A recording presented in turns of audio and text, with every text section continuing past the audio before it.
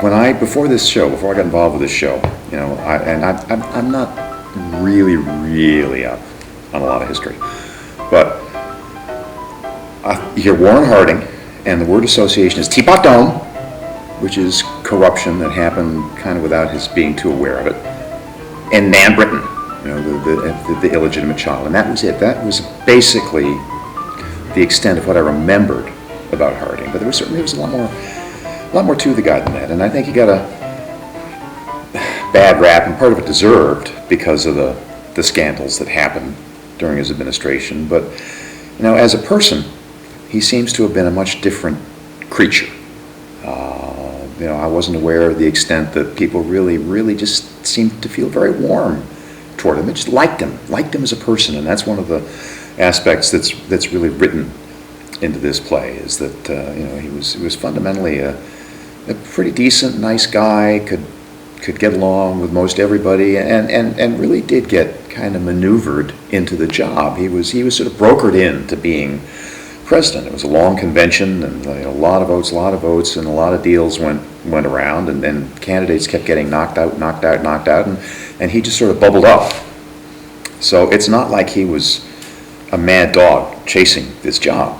He wasn't at all, but it was kind of like, as it's portrayed, and think, well, okay, all right, I'll do it. And that's how he came into it. By all accounts, he was a kind of a lower key guy. One of his big catchphrases was a return to normalcy. When the country had just been through the First World War, come out the far end, and everything had been all shaken up, and Wilson has now left office, and Harding comes in, and it's like, well, let's just get back to sitting on the front porch, taking life a little easier and being a little happier. And I think some of that sort of shows through in the way the play is put together, and the way things unfold. It's a lot of fun. It really is a lot of fun, too. To borrow one of Harding's lines from the show, he said, well, if this isn't a hoot. Well, I tell you, if this isn't a hoot, doing this show, I mean, it's a lot, it comes across a lot funnier than it did when I read it through the first time, and a lot of that's due to Mr. Edison, that curmudgeon on the stump over there.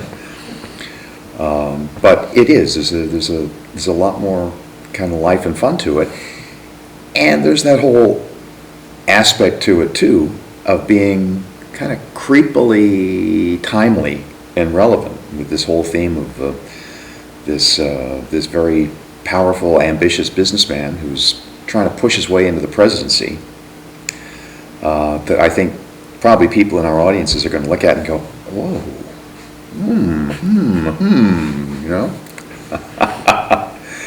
So it's really been a pleasure to do it, and to throw myself into this.